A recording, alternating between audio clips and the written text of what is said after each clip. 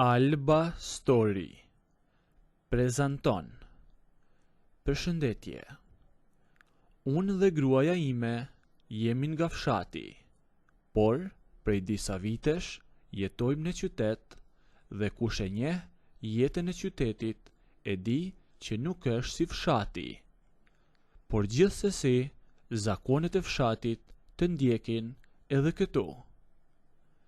Njerëzit janë të vëmendshëm dhe gjithçka kuptohet shpejt. Në qytet jeta është shumë e shpejt dhe mezi merr vesh. Dhe kjo është arsyeja pse ajo që më ndodhi nuk ishte gjë që mund ta mbaja për vete për shumë kohë. Fatmirësisht po shpreh këtu me ju. Gruaja ime punonte gjatë gjithë ditës në një dyqan dhe kishte një vajzë të rritur studente. Kishte një vajzë nga martesa e parë që jetonte me vete, por vinte shpesh tek ne për disa ditë. Dhe kështu ndodhi që rrinim shpesh në të njëjtën shtëpi. Dhe unë fillova ta shikoja ndryshe. Në fillim flisnim për gjërat e zakonshme, për punët e përditshme, për dyqanin, për rrugën, për qytetin. Dhe nuk kishte asgjë që të tërhiqte vëmendjen, sepse në qytet gjithçka dukej normale, e po ashtu edhe në bisedat tona në fillim. Por mënyra si rrinte, se si më shikonte dhe se si fliste, më bënte që të rija e ta ndëgjoja dhe më bënte të ndjeja diçka pa e kuptuar, por besoj që e kuptoni ju. Ditët kalonin dhe bisedat po zgjateshin. Jo sepse kërkonim diçka, sepse ishte fillimi, por sepse rrillnin vetë. Ajo fliste për jetën dhe për përvojat si studente, për hallet që kishte kaluar, dhe unë e kuptova që po me hynte në mendje pa e kërkuar unë. Kur diçka të ndodh, dhe një pasdite, kur gruaja ime rrinte vonë në punën e saj dhe ne ishim vetëm, unë mora guximin e i thash të vërtetën. I thash që me kishte ndodhur diçka që nuk duhej.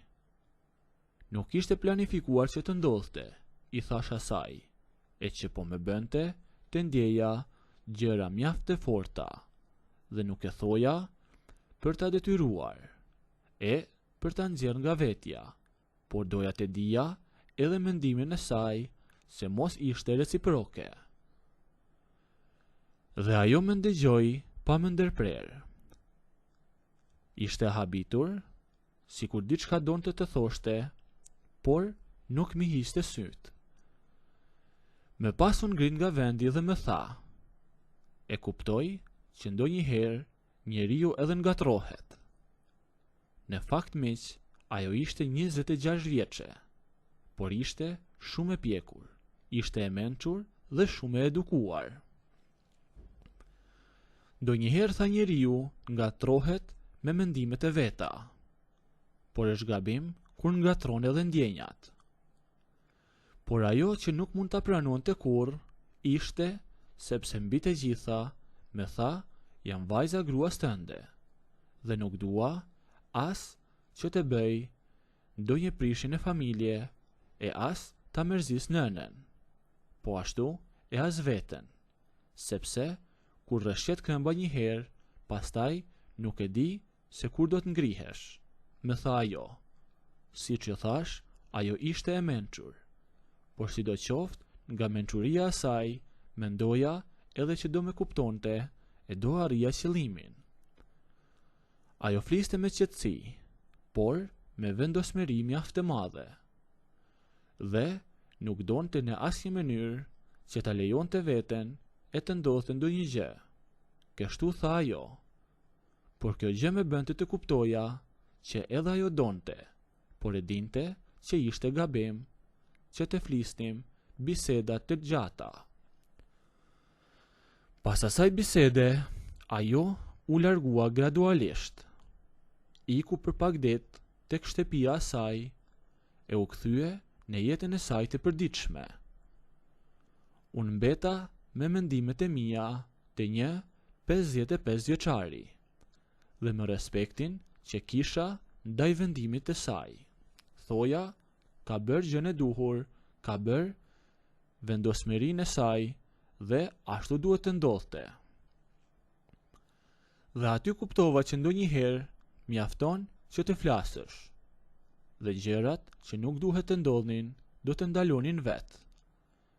Pas kësaj gjithçka u qetësua, njëherë për njëherë, sepse ju e dini miq se çfarë ndodh në fund. Bisedat tona me vajzën e gruas u kthyen në normale. Bisedat ishin si me parë, por pa asnjë tension, pa shikimet e çuditshme që kishin qenë më përpara, dhe tashmë edhe pa mendime që të shkonin me tej, sepse ajo, siç duket, kishte vendosur kufirin dhe unë nuk mund të rija pa bërë edhe përpjekjen e fundit.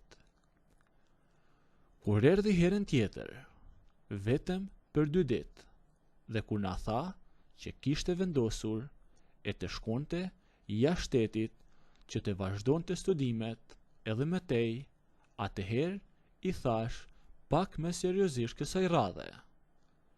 Kësaj here isha më i përgatitur. Çfarëdo përgjigje që të merrja, do ta kisha më lehtë se sa herën e parë. Por siç është ajo shprehja, kur nuk ke çfarë të humbësh, je më i lehtësuar. I thash që ne në kësaj radhe nuk kemi pse të ngutemi me vendime të menjëhershme. Asgjë nuk bëhet nëse provojmë. Dhe nëse prap nuk jemi dakord, ti ashtu kështu je duke shkuar larg. Çdo gjë do harrohet.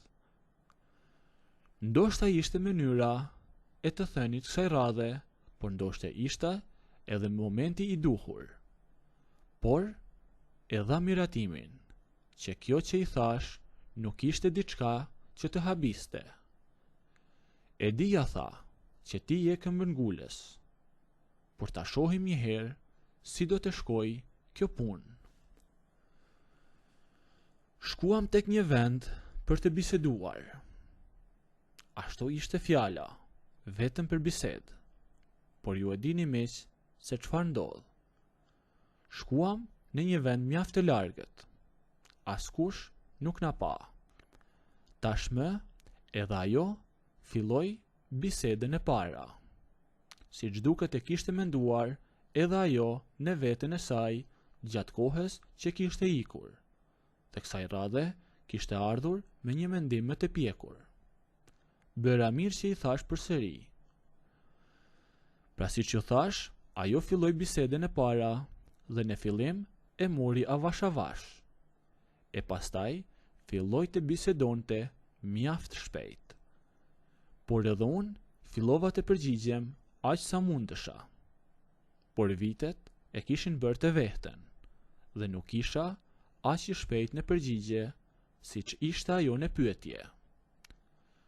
Biseduam për 1 orë e pastaj ajo më tha që akoma kam ca pyetje. Shkuam në divan. Nëse doni të ndëgjoni historinë deri në fund, bëjini videon like, a nëse nuk doni, abonohuni ose bëjini subscribe.